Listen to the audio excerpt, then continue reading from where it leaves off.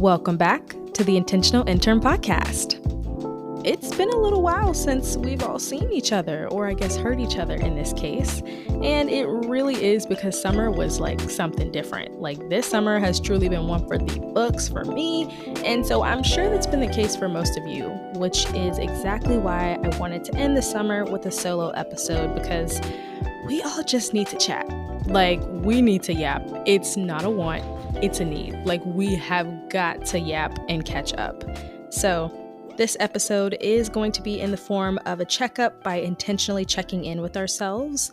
And since we're halfway, or pretty much more than halfway through the year, I wanted to be the first person to get us started in that process, or I guess I'll say it starts with me in this case, with our solo episode for today. And so we'll talk about a few core concepts that I've been seeing or that I've been going through, especially as an early career individual, especially, of course, with some side stories and comments along the way, just like our earlier solo episode this year. And when I thought about doing this check-in, I originally did plan for it to be in June, but the way that the summer again was running me, it just made more sense to do August. Plus, August is like the Sunday of the summer, low key. Half of the month is literally like summer, and then we transition to fall. So I really think this is the Sunday of the summer, or maybe you could say it's like the sunset of the summer. It makes sense. It makes sense. Also, when there's a seasonal shift, that's also just a time where a lot of our brains are starting to shift as well in terms of our mindsets. We're just shifting for the season. And the feeling of fall for me, especially, brings a feeling of balance and comfort and just wanting to become a new version of yourself. And I'm extremely ready for it, not only because my birthday or it being the only time we're watching Twilight 20 times is socially acceptable, but mainly because people, again, are just more balanced and open and in a good state of just being open to receive. And especially that is the case with college students and professors and professionals alike. 100%. It's like everybody's new year, new me start, especially for early college students, because it's like, okay, new semester, new refresh, just new energy all around.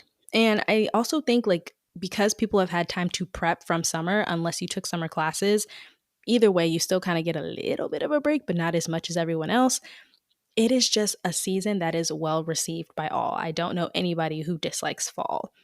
Plus, for me, this will be the first semester that I've been freed from a fall semester since I graduated this summer with my master's. And that's been an entire shift in itself that I'll touch on a little bit. This is the first time I've been away from school or not having any school to look forward to since I was about 4 or 5. And these past 2 weeks alone have taught me many, many things, especially when I've been reflecting on my college experience and others' college experiences. And we'll talk about it all today. We'll talk about so many different things today in our check-in, mainly from 3 angles. We'll talk about being vulnerable, building in public, and then how that leads to how we are building anchors and believing in ourselves. Those are the 3 B's that we're going to touch on today because I think they are some of the most important things that I have learned so far, and mainly with some other individuals as well that have been at least within my same space. So I'm sure this will be helpful for someone. And if it's not, listen to me up, and maybe that will also be helpful in itself. But let's go ahead and kick it off.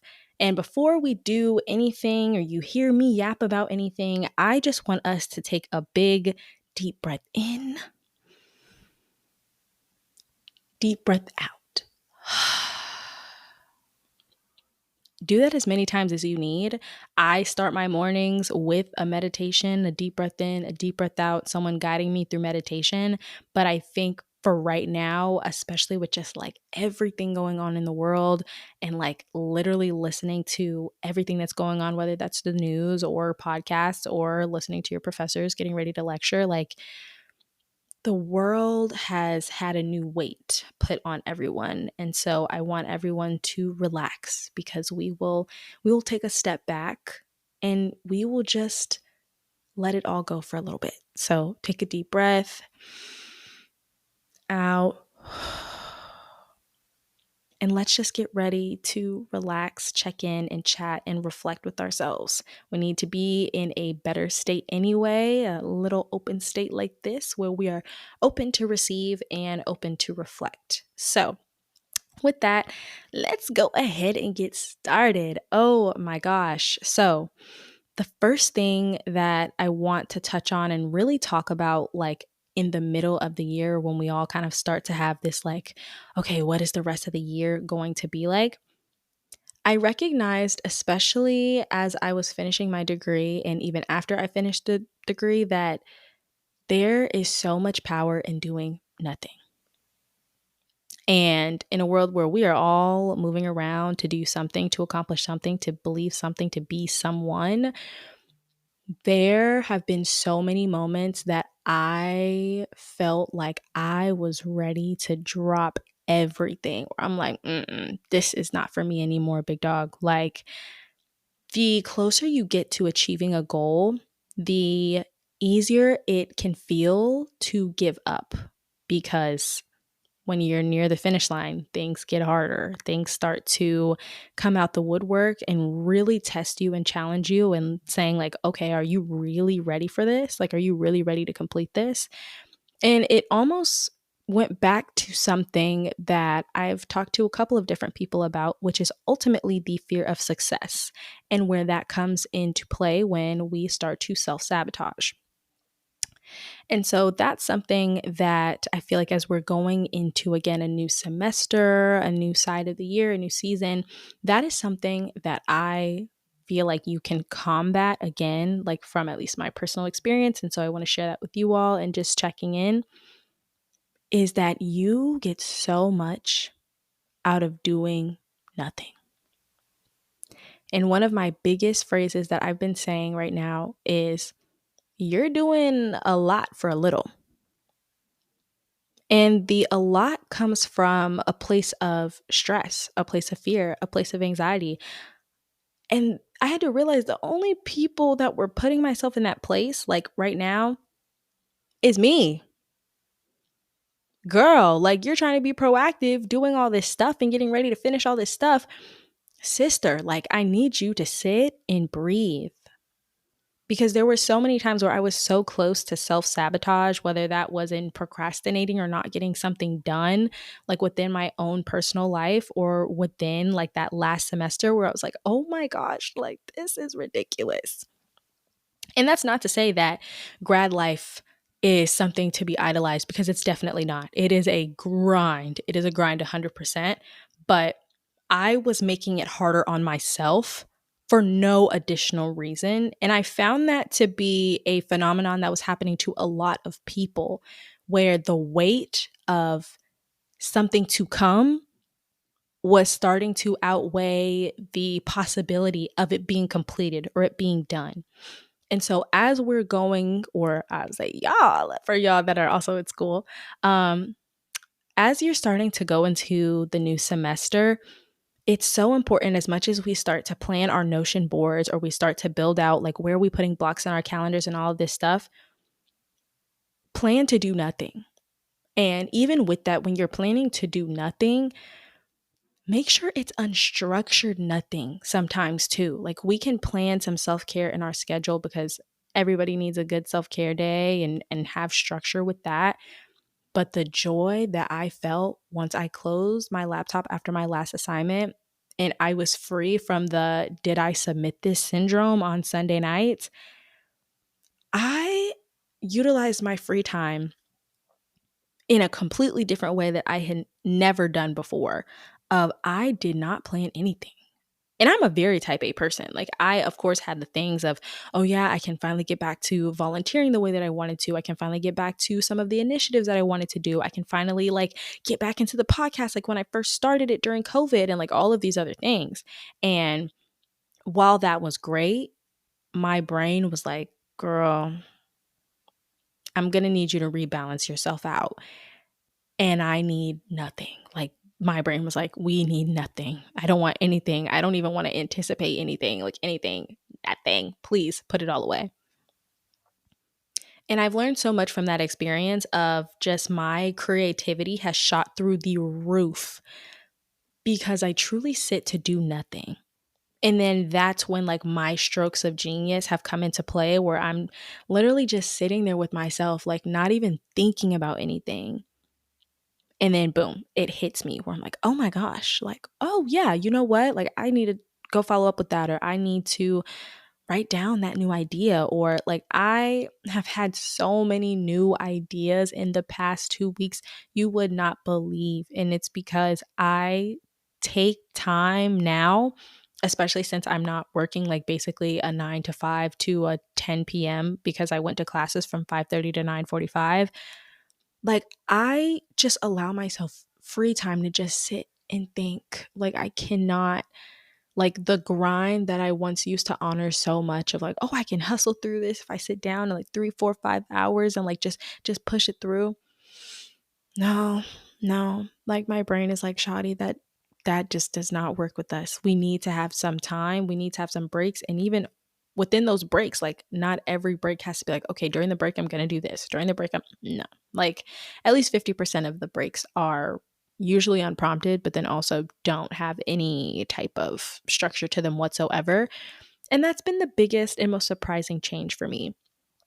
That if I would have implemented this during my semesters, giving myself unstructured breaks during my semesters, oh, I probably would have been superwoman. Like I would have been a new level, a new degree. Like y'all would not even know who I am truly anymore. And so I really want to encourage people to build in that space, that unstructured time of doing nothing, like as much as possible, because it really, really does make a huge difference. So, and I want to just start that off because even now, like I hope when you're listening to this that you are able to free yourself and just take in the advice or take in the words and just soak them in and be able to sit later. And then if something hits you and then it leads to something else for you, like I consider that a win. Another thing also with that of when you sit with things or when you're sitting with nothing and then you start to think of so many things, there's so much power in writing so much more down than we think. Like, yes, it's always great to summarize and do like the Cliff Notes versions of a lot of things, but I have also come to realize like when I'm speaking to myself or to others, there's so much that you can learn from literally just yapping with other people. There's so much you can learn about yourself in yapping with other people. And that's why I said we all just need to yap. We all just need to chat because I think there's so much going on right now, not even just within the world, but within ourselves and how we're feeling, that a yap session really benefits people a lot more than people typically think it does. And I'm going to say you included in this case. And what I mean by that is when you are able to sit and do different types of reflection. So, yes, we have our do nothing where we're sitting with ourselves and we're really just allowing ourselves to be and exist, and then things come up naturally. There's also power in looking at yourself or feeling the reflection of yourself when you are talking to others. I learned so much about myself this semester from talking to other people because a lot of people would just reflect it back to me. And what I mean by that is I would get people who would say, wow, like that's so impressive what you did, or that's such an interesting thing that you just touched on, what you just talked about. And y'all, when I say like the stress and the burnout was getting to me where I couldn't even remember what I had said, I mean, like it was such an eye opener, not only to recognize how much I valued having these conversations in that way, not just because like I think people were reflecting back to me of like, oh, like this really helped what you said, or da da da da da. But in those moments also where it was just them feeling like, oh, I understand this now. Like I'm seeing different perspectives, or we're having such meaningful and impactful conversations off of things that I said.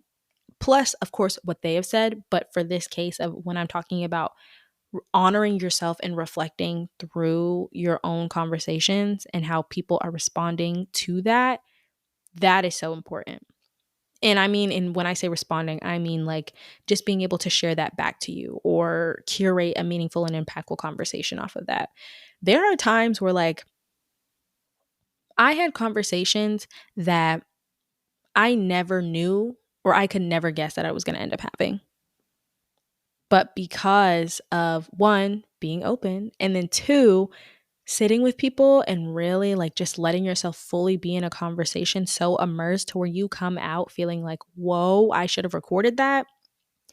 I have felt at least almost every single week between now and probably maybe like 2 or 3 months ago that I should have been recording every single conversation that I had, because the gems that came out of that, or even just the pure like reflection and reminder of who I was that came out of that, 10 out of 10, like would recommend. And even like if you can record conversations of yourself, I honestly would say go for it. I think a video or audio diary that really can live as an archive for you, or like records for yourself of reflections and reminders of who you are within this season or who you want to be. I mean, that's like your own form of affirmation right there, like in a whole different sense that I feel like I will start to build for myself now because I recognize how important it is. So I want to offer those two things to you when we're talking about just how we are starting to build ourselves to be ready for whatever is next to come, and really prioritizing your space, but from an unstructured perspective. And then, even under the lens of if we were to go on a structured perspective, just the conversations that you have with people.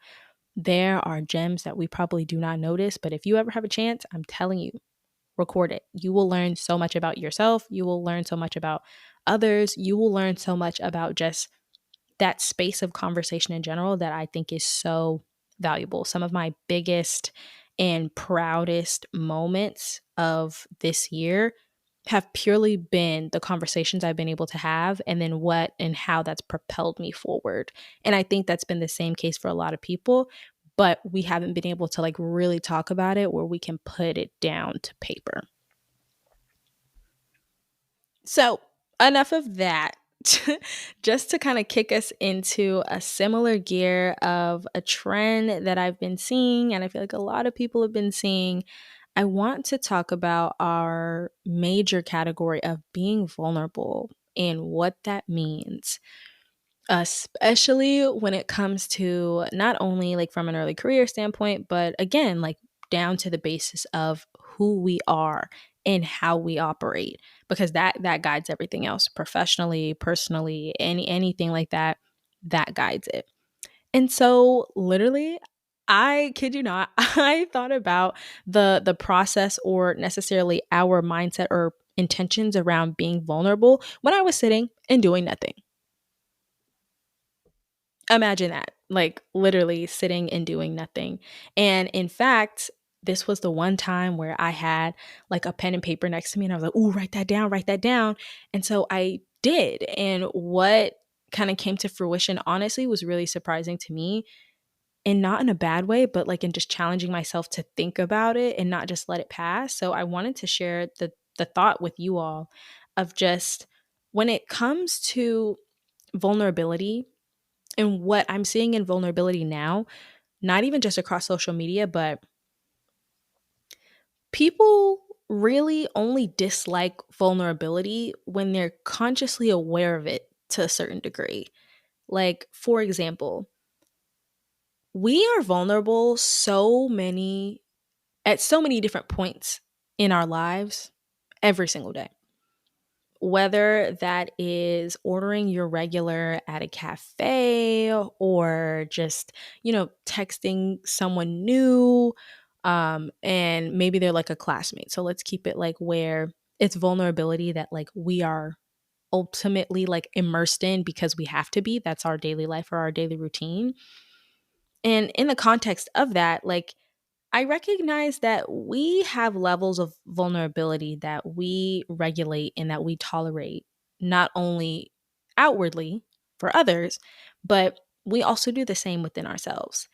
And that's not a big deal. Like, that form of vulnerability is truly not a big deal. And we do it all the time. There's so many different small forms of vulnerability that we're opening ourselves up to that are okay, that are like in our space or our bubble of like, okay, this is fine. But as soon as we become aware of it in our vulnerability in what we deem to be a big way, our regulation goes out the window. And I was like, why? Because that's also part of the reason of why we feel like also a little skeptical when we see others popping out of their vulnerability. It's the same thing. It's out of our bubble of tolerance. It's out of our bubble of what we can regulate, right? And it made me just think about, like, what new piece of vulnerability within ourselves does it require that we're telling ourselves that we're not ready for this when we are putting ourselves out there and when we're showing our greatness in the world, or when someone else is showing their greatness in the world? Where do we start to create a line between, again, what's acceptable vulnerability and then what's not? And when we have the answer to that individually, there's a shift and there's a change. And then that's suddenly where, like, oh, I'm really not afraid of anything anymore. And the fear of rejection, I can understand to a certain degree or for a certain amount of time, but the question still remains of how long will you continue to allow yourself to be in your own way? And that's not only in just your own vulnerability, but accepting others' vulnerability as well and being receptive to it. And a lot of times, like, one thing that I hear on social media is it's always people are saying, oh, you're crazy until it works. And then it becomes the question of how did you do that? Why can't we start with why did you do that? Or like, how did you do that? Like, you know what I mean? Versus kind of having this inner critic, or this inner like temperature check of a vulnerability within ourselves and then within others. And that is what's stopping a lot of us. Like, yes, being scared, being fearful is part of vulnerability. But sometimes it just feels like even saying I'm scared, like just say like, this is kind of vulnerable for me right now. This is a vulnerable spot for me right now. And even that language of saying this is something vulnerable for me right now is something that invites you or invites others to explore the conversation of, okay, why and like, where does that go? I think on a deeper level than just saying, I'm scared or I'm fearful, where you can really start to get to the root versus just staying on the surface of, oh, well, don't be scared. Don't be, where it's easier to deflect from or to move from versus in openly saying, like, in exploring, why does this make me feel vulnerable? Like, why does this make me feel more vulnerable? And why am I more aware of this than something else? That is going to help you in so many different ways that I feel like we're just at the tip of exploring what vulnerability looks like until we get past that point. And then we can truly talk about like what's beyond that. And that leads into a lot of things that we do when it comes to applying for roles and applying for jobs, or whenever we're networking, whenever we're wanting to meet new people. All of that stems from what we just talked about in the degree of vulnerability. And then once we're aware of it, suddenly we start sweating bullets. And then that regulation that like everything's gone. We need to sit with why. I sat with it a little bit, and that was already a journey in itself. But sitting with that has been one of my biggest things that made so many endeavors or initiatives a lot easier, because it also removed a big piece of how I could see myself, again, from the level of vulnerability or tolerance that I sat with in myself of like, oh, some of these things are like, I wasn't calling things what they were, like even major things. I was like, oh, this is more like this. And it took other people being like, no, actually, that's pretty major, to be like, oh, well, why does that bother me when someone calls like something I've done major? Like, really, why does that bother me? what level of vulnerability is that requiring out of me that I am not necessarily refusing to see, but I am refusing to accept? So that is some food for thought that I have seen across many different students, many different early career professionals that I think will really help you even when it comes to like the nuances of networking or the nuances of applying for an internship or even putting yourself out there on LinkedIn.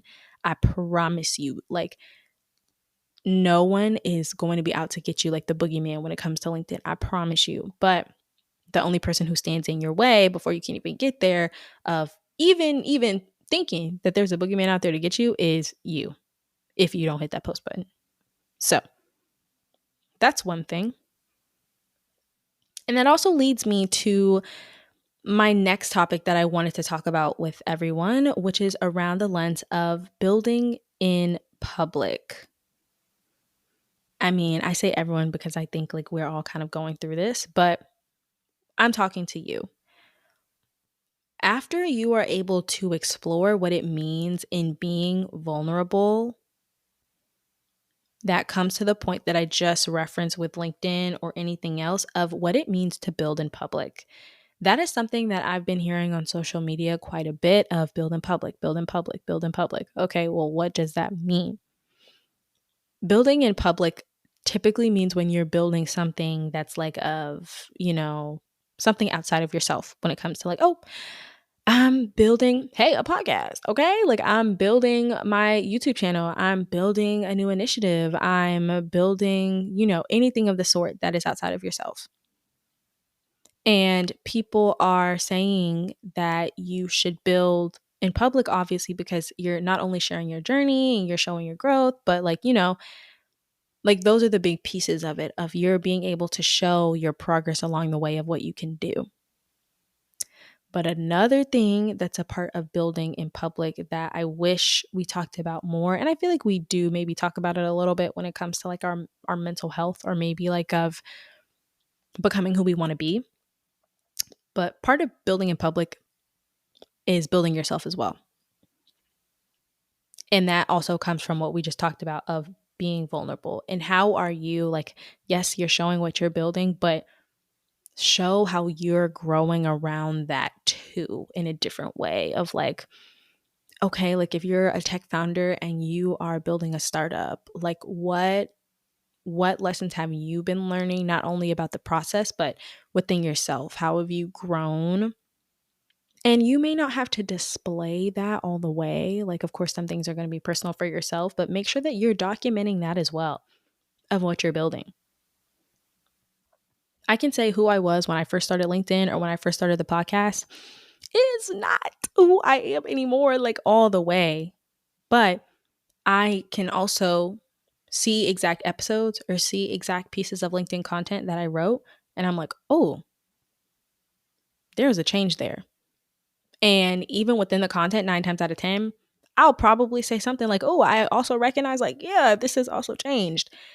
And so that's something that I also wanted to stress when it comes to building in public. And another piece of that, when it comes to building in public and starting to recognize that within yourself, and you're starting to build that within yourself publicly, this is where the networking piece comes in of like, and I'll say networking and support because I don't want to pull that and make those two different. But like when you're building or growing in public, it's almost like a tree. And I know a lot of people will keep building in public, maybe not to the top of their mind because, oh, like what if someone steals my idea? Like, let's reframe any of the fears around building in public with this analogy. So when it comes to building in public, I've started to view it as like a tree, because I also used to be of the same mindset of where like, what does building in public usually get me beyond humiliation?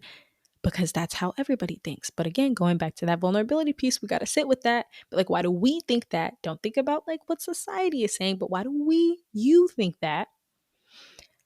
And I think about like when you're growing like a tree, and then you are not necessarily like instantly of the mindset of, oh, but if I grow in public and people see my tree growing, like people are going to cut my branches off, or I'm going to cut my own branches off because again, like I'm low key feeling a little bit humiliated. Low key, high key, any of the keys, major key, you're feeling humiliated or you're feeling like you're in fear.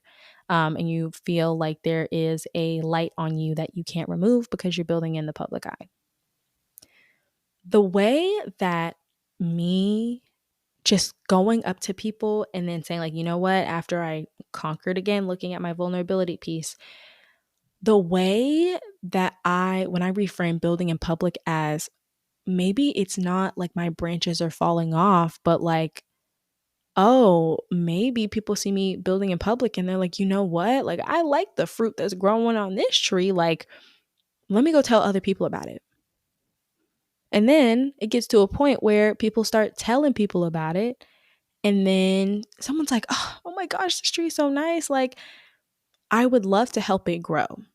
And then they bring fertilizer. And then they bring like more seeds to plant other things around. Then they bring like watering cans to help water the tree as it grows. You know, like the support, the ample support. And I say all that to say of like building in public requires a degree of vulnerability where you are okay with support and help and getting it. Because building anything, doing anything for the most part, but especially when you're building something, it's going to require that level of vulnerability. And I am going to say you're not ever going to not experience this. Every single human is going to experience this. Why? Because you're building yourself over time. Friendships, relationships, businesses, resume, portfolio. You're constantly building in public. And when you're constantly building in public and you're doing it again in a way that you are not holding your vulnerability in, or you're sitting in that level of vulnerability that you can tolerate within yourself and within others, like you are going to find that support and networking and all these different things are going to come so much easier and so much more natural than you think. Oftentimes I get asked a lot about, what is my networking secret? Because I can talk to so many different types of people. Like, I don't have some magical like serum or like Krabby Patty formula that's really going to tell you like, this is exactly how you do it step by step. I can tell you how I do it, but again, that's how I do it. And that's not going to work for majority of people because it's tailored to me. It's tailored to my personality. If I was going to say, like, if I was going to keep it really 100, like, I have parents who talk to everybody. Like, I have parents who talk to everybody. My dad will talk to anybody. And then, so what kind of child did that breed? Also, someone else who just talks to anybody. But naturally, over time, like, I started to continue to, as I met new people and I, made mental notes, like, speaking just became something that was natural for me. But I was sitting in so much vulnerability doing it. Like every single time that I have new conversations or I share something new, I'm sitting in vulnerability with that. But that also kind of goes to like the saying of do it scared, do it anyway. There have been so many times where I probably was shaking in my boots, but I still did it anyway, and people would not notice. If there is something that you forgot to mention or something that you faltered on, the only person who really notices it is you. And that is what, in sitting in that vulnerability, that is what brings networking to the next level. That is what makes networking worth it and meaningful. And I am against the belief that networking is just transactional. Sorry, don't subscribe to it. Never been in my narrative. It's not in my prophecy, none of that stuff. You will never hear me say that networking is only transactional because it's not. It's transformational. It's built through relationships. It is something when you do it right and you do it as yourself and unguarded from the vulnerability that may pop up. It is something that creates opportunity, energy, and most importantly, creates impact within you and another person, even on the smallest level. It may not be something life changing, but it's still something you walked away from. And there was a synergy that was created where you're walking with more than what you originally had during that conversation because of the conversation. So, that is something that I also really encourage people to think about when it comes to all of the aspects of building in public and building your own narrative and how you're starting to communicate that and communicate you as a person. And especially in this day and age, like everybody has to have a personal brand. You are a business in itself. You are a walking business. And you may not be like trying to pop it on LinkedIn or pop it on TikTok or anything like that, but you're still building something regardless, whether it's something that you want to market or not. And it's important to take care of. It's important to track that progress and see that within yourself and see that potential with yourself. And again, going back to that vulnerability piece, that's the only way that you can truly access all of it and access all of your presence. All right. That really kind of ties into my last point, honestly, of just being able to balance and anchor yourself. Again, I feel like I've reiterated this probably at least like 30,000 times, but I'm going to do it again of when it comes to building yourself and being who you are and you're going into this next semester. And also on that note of just like, I will have more content, especially when it comes to like semester-based stuff coming out on LinkedIn at a later date. But when we're thinking about building authenticity and anchoring ourselves, those two things cannot be done without that piece of honoring that vulnerability and building in public. And that may look different for everyone of how you choose to do it. I don't know how you do it, but hey, if it works, there are so many pieces of at least my life and future outlooks and perspectives and experiences that I have gone through that this has had an effect on my life of no other. An effect on other people's lives in the same way. And I think the same is the same case for you too. So whether you are a senior in high school getting ready or a freshman or, this might be your last semester. Hey, just like how mine was. And a lot of this stuff hit me at the same time.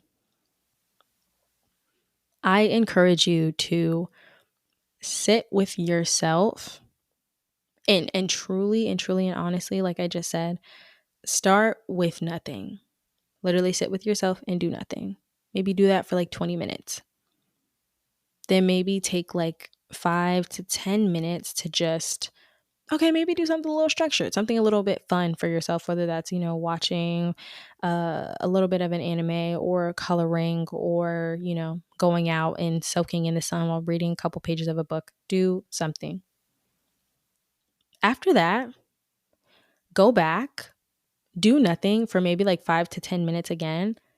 And then take a pen and paper or a computer if you want to be eco-friendly and write down every single thing that comes to your head. Write down every single thing. And then once you do that, I want you to sit with yourself again, not doing nothing, but now analyzing what you've put on the paper and reflecting on that and really go through what that means and how is that guiding you forward or holding you back. And I'm telling you, it's going to be something that comes out that you're like, whoa. And I think I've hit the whoa like at least like 20 different times. Not the dance. Well, maybe the dance too. But again, like from a mind perspective of just like, whoa. And I want everyone to, at least in my mind, like my thought of sharing this is coming from a place of this is how we check up on ourselves and this is how we consistently stay checked into ourselves. When we are constantly moving and we're constantly doing so many different things at one time, whether it's school or work or getting ready or finding a job or dealing with how the market sucks or dealing with how the economy sucks or any of those cases, like this can help to ground us and bring ourselves back to earth as much as possible. Like this is something, or at least an exercise that I feel like can be of value to you in any space. Not just something you feel like you do when you are sad or something when you are happy or when you're mad or when it's just for a set emotion, but it's really something that can be done over and over as a place where we can get to know ourselves and how we know ourselves in every sense, from vulnerability to more and then back to building in public. That will continue to guide who you are through a season, through a process, through a situation, through anything. And I feel like now, kind of closing my chapter on school for the time being, I am going to go back for a doctorate at some point, but those were the three like key things that really solidified and built probably like these past 2 weeks, which have been like some of the best mindsets or mind spaces that I've had in my life. Hands down. So I want to encourage people as we're kind of soaking in the last bits of summer and then really getting that feeling for fall to look at, how are we finding space for this in the midst of all of our prepping for shopping or going for Halloween and all of that stuff of just like, how are we continuing to fall into ourselves? Like my fun. But in all seriousness, how are we continuing to fall into ourselves to where we are becoming the strong tree that we need to be and the strong anchor that we need to be for ourselves, for others, for our communities, for our livelihoods, for everyone.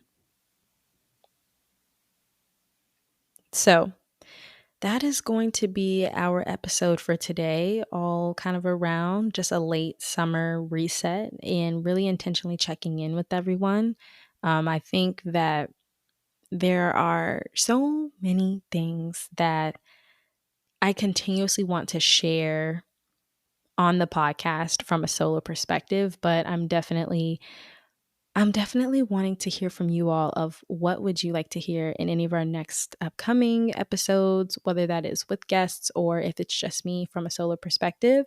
And then let me know also if you want more solo episodes. I tend to do maybe 1 to 2 solo episodes again at the beginning and the middle of the year with just some key notes and again, like a highlight or a little surface level look of what we talk about or what I'm seeing within the world from my lens in early career and from a generational standpoint, but definitely excited to incorporate more perspectives and to also share some other things that are coming soon too. So I hope you guys all enjoyed today's episode and it was of value in any way. And we'll catch you in the next episode with the next set of students and professionals who are coming to grace me with their presence on the podcast moving forward.